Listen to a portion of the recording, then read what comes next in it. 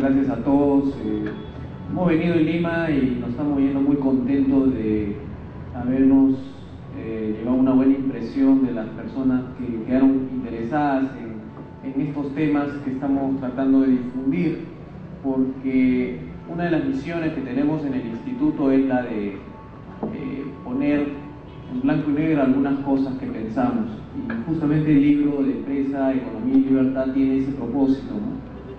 La particularidad de este libro es que, si bien los temas que están incluidos son diversos, no es un libro académico, sin embargo lo que guarda es que trata de decir muchas cosas, pero manteniendo siempre una línea de pensamiento, una aclaración sobre los conceptos que Miriam ha dicho respecto a cuál es el rol del empresario, cuáles son las condiciones que necesita para llevar prosperidad, ¿no?, en el país.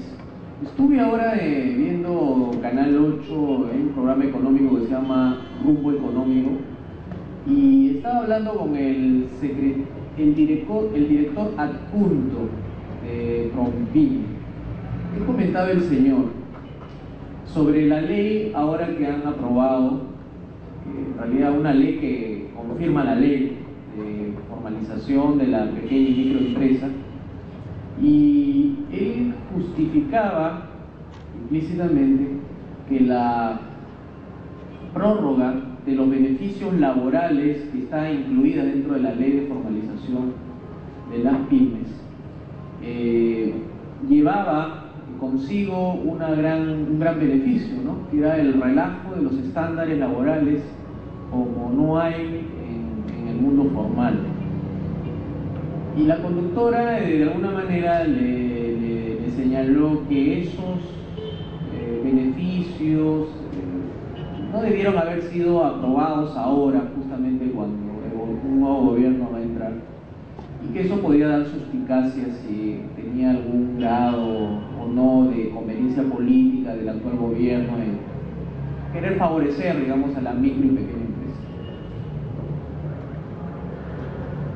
La ley, o estas leyes que son muy importantes, no son a veces comprendidas en su real dimensión.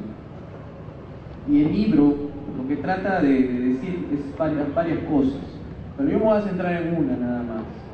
Es respecto a si la ley tiene en su esencia el poder para cambiar la realidad.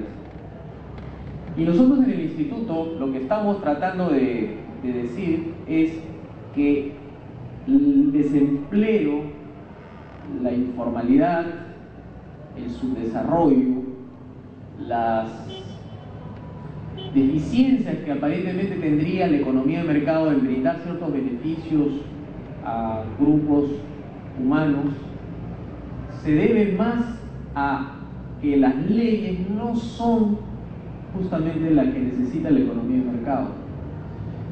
Es decir, todos los resultados económicos que tenemos ahorita, que es la que he mencionado, son consecuencia de las leyes. O sea, las leyes influyen en la economía y la economía muestra resultados. Si la economía es buena, se debe a buenas leyes. Si la economía tiene resultados negativos, es porque tiene malas leyes. Esa es la conclusión que hemos llegado en el instituto. Entonces, ¿cómo se logra la prosperidad? Es decir, la política como una realidad que existe en el país, ¿qué función debería tener, por lo menos en un país como el de nosotros? Nosotros pensamos que la política debería servir, por lo menos debería llevarle a la gente prosperidad, llevarle y elevarle los niveles de vida. También, ¿por qué no restablecer ciertas cosas, como el ejemplo de la justicia? Ha salido un partido, que usted lo conoce, Justicia Nacional. ¿Cuál era el lema del señor? Era justicia para todos. Entonces la política es para eso, es un grupo de personas que consiguen el poder, llegan al poder y trata de llevar bienestar a las personas. Entonces, lo que se refiere a tener mínima corrupción, a desarrollar los niveles de riqueza, a desaparecer la pobreza extrema, a tener más tiempo libre, que es lo que hace falta en este país. La gente mucho trabaja, como también tener inversiones, pensiones dignas, sueldos e ingresos lo suficiente como para que la gente pueda sentirse feliz, como decía Miriam en su exposición. Se puede lograr teniendo buenas leyes. Y nuestros congresistas que se van miden su grado de eficiencia, su grado de productividad en función al número de leyes. Y hay una impresión equivocada de que el número de leyes equivale a eficiencia. Entonces, ¿qué requisito deberíamos tener para lograr estas buenas leyes? Las leyes, para que sean buenas, tienen que salir de un buen digesto político, o sea, de un ente político que procese estas buenas leyes. Pero el Congreso, como ente político, como un poder del Estado, así se llama la República, división de poderes, debe tener personas con las suficientes calidades para que produzca buenas leyes. Pero aquí no es suficiente que las personas sean buenas. Es necesario otras condiciones y más importantes aún, sobre todo si estamos hablando de política.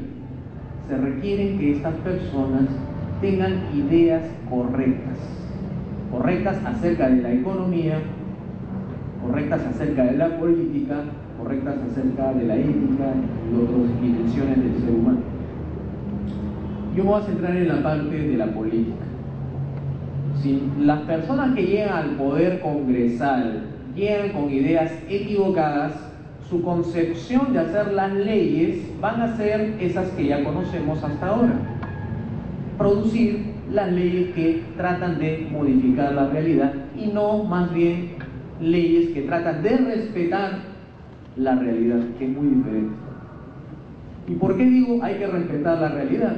Porque los pensamientos que llevan los congresistas o los políticos que llegan al poder supone que el ente que gobierna, en este caso el Poder Ejecutivo, el Poder Legislativo y el Poder Judicial, son entes que tienen el suficiente poder como para, con un decreto o con una resolución ministerial o decreto legislativo, se pueda convertir a las personas de pobres en ricos. E ignoran que esas leyes que ellos promulgan pueden incluso atentar contra los mecanismos mismos del sistema de libre empresa. Y el sistema de libre empresa no es solamente un concepto abstracto, sino es que es una realidad social. El sistema de libre empresa es el conjunto de individuos que organizadamente cooperan entre sí para producir resultados desde su punto de vista personal en objetivos particulares. Si un sistema permite a la gente conseguir sus objetivos de vida, ese es un buen sistema. Más bien, cuando los individuos tratan de conseguir sus objetivos y no lo logran, es que estamos en un mal sistema. Por eso que existe mucha pobreza. No es porque la gente quiera ser pobre, eso no es su objetivo. El objetivo de la gente es prosperar, tener progreso. Pero si no lo logran, la culpa no son de las personas, sino son del sistema. Y tenemos el problema que sistema tras sistema, una trata de reemplazar a la otra.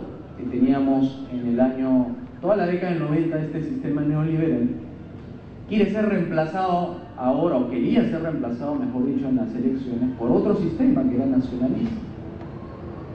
Y anteriormente el sistema en los 80 era populista, y el sistema en los 70 era socialista, estatista, nacionalista, según como uno quiera ver las cosas. Entonces, este pensamiento de estos señores, los políticos, se alimentan Y ahí viene lo importante, y ahí viene la tarea justamente la que queremos compartir con ustedes. Proviene de todo un concepto de ideas o un conjunto de ideas que organiza él mismo en su mente y que lo trata de plasmar en una ley. Entonces, la trayectoria de cómo se confecciona una ley viene anterior, lo que lo precede es ideología.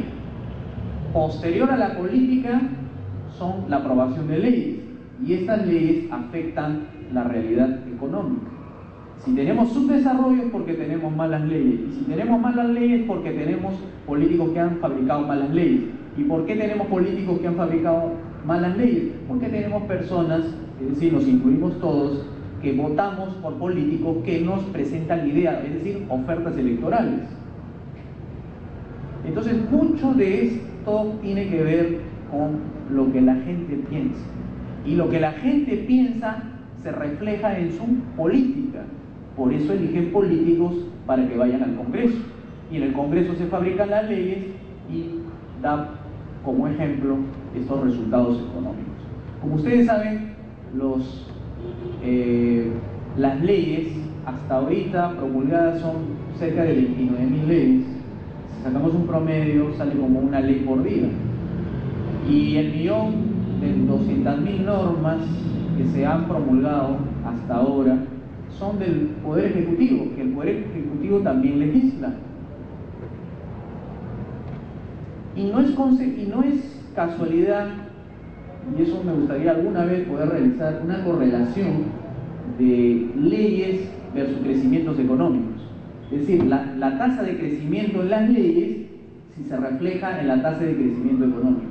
Yo creo, y tengo una hipótesis de trabajo, de que mientras mayor sea la tasa de crecimiento de las leyes, menor va a ser la tasa de crecimiento económico. Eso es lo que alguna vez lo podremos realizar para testear, probar de que eso que decimos es cierto. Entonces, para solamente ir redondeando nada más, para ir finalizando esto, era que el sistema que nos presenta es un sistema que lleva a pensar que la clave de la prosperidad, este sistema que estamos difundiendo, de la libre empresa, no necesita de más leyes. Nosotros lo que estamos proponiendo es que se deroguen las malas leyes. Es decir, que yo creo que este Congreso no lo va a hacer, pero esperaría que si algún momento la gente cambie de opinión acerca de si las leyes son las adecuadas, puedan mandar políticos al Congreso para que efectúen lo que le llamamos la poda legislativa. En el libro La Salida, que no es está el anexo donde están las leyes que tiene que derogar, pero no me refiero a leyes específicas, sino a leyes generales, es decir, agrupadas bajo un tema. Por ejemplo, todas las leyes que se refieren a la regulación de banca y seguro, todas las leyes que están conectadas con ese gran tema, deberían ser derogadas. Las leyes que tienen que ver con todo lo que se refiere a actividades económicas, incluyendo salud, educación, etc., deberían ser derogadas. Porque la prosperidad viene de la libertad, pero para que haya libertad tiene que haber menos impuestos, menos regulaciones, es decir, más libre mercado. Llegando a esto, podemos lograr lo que buscamos, que es la prosperidad, los beneficios del sistema de libre empresa. Porque lamentablemente no tenemos un sistema de libre empresa y andamos pensando en que leyes de promoción de la microempresa, leyes de prórroga de los beneficios de esta ley de la microempresa nos va a salvar de la debacle, nos va a salvar de la informalidad, nos va a salvar de su desarrollo. Por lo tanto, creo yo que habría una gran tarea, sobre todo para instituciones como el Instituto Pro Desarrollo Sur, como la municipalidad, en enseñarle a las personas que lo mejor que pueden pensar para prosperar no es que se legisle más, sino que se empiece a derogar las leyes que impiden el progreso, que impiden el desarrollo y que se traducen en impuestos y regulaciones que no permiten a los empresarios hacer crecer sus empresas, crear empleo, pagar bien a sus trabajadores, sino que más bien se esconden en informalidad, tratan de evadir impuestos y eso al final a nadie beneficia. Yo me quedo aquí, si hay algunas preguntas que de repente a lo mejor quieren hacer, estaremos gustosos de poder resolver algunas dudas sobre este tema y los temas que ha expuesto Miriam Gómez. Muchas gracias.